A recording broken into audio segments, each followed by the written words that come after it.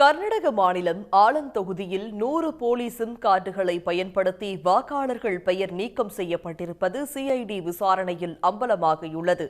இது தொடர்பாக தேர்தல் ஆணையம் விளக்கம் அளிக்க வேண்டும் என்றும் காங்கிரஸ் வலியுறுத்தியுள்ளது. 2023ஆம் ஆண்டு கர்நாடக சட்டப்பேரவை தேர்தலின் போது வாக்கு திருட்டு நடைபெற்றதாக ராகுல் காந்தி குற்றம் சாட்டி வருகிறார். இதில் கல்புர்கி மாவட்டத்தில் உள்ள ஆலந்து சட்டமன்ற தொகுதியில் 6000த்திற்கும் மேற்பட்ட வாக்காளர்களின் பெயர்கள் வாக்காளர் பட்டியலில் இருந்து நீக்கப்பட்டதாகவும், இது திட்டமிடப்பட்டு குறிப்பிட்ட கும்பலால் இந்த பெயர்கள் நீக்கப்பட்டதாகவும் குற்றம் சாட்டியிருந்தார்.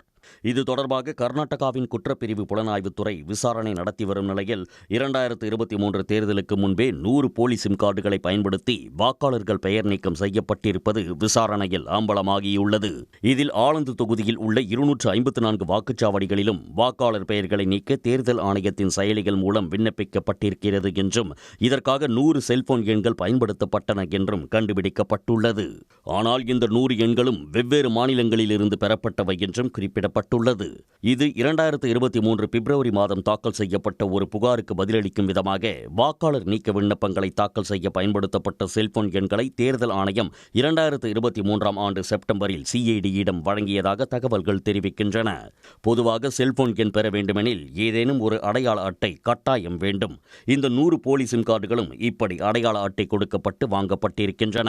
குறிப்பாக வாக்குச்சாவடி 32இல் 6 பெயர்களை வாக்காளர் பட்டியலில் இருந்து நீக்க 6 வெவ்வேறு செல்போன் எண்களை பயன்படுத்தி மகானந்தா என்பவரின் பெயரில் விண்ணப்பிக்கப்பட்டுள்ளன. வாக்குச்சாவடி 37இல் வாக்காளர் பட்டியலில் இருந்து 12 பெயர்களை நீக்க கோதாபாயின் பெயர் பயன்படுத்தப்பட்ட நிலையில் ஒவ்வொரு விண்ணப்பத்திற்கும் 12 வெவ்வேறு செல்போன் எண்கள் பயன்படுத்தப்பட்டுள்ளன. இதனிடையே போலி சிம் கார்டுகள் பயன்படுத்தி வாக்காளர்கள் பெயர் நீக்கம் செய்யப்பட்டது குறித்து தேர்தல் ஆணையம் விளக்கமளிக்க வேண்டும் என்று காங்கிரஸ் வலியுறுத்தியுள்ளது. உடனுக்குடன் செய்திகளை தெரிந்து கொள்ள சன் நியூஸ் பெல் ஐகானை கிளிக் பண்ணுங்க.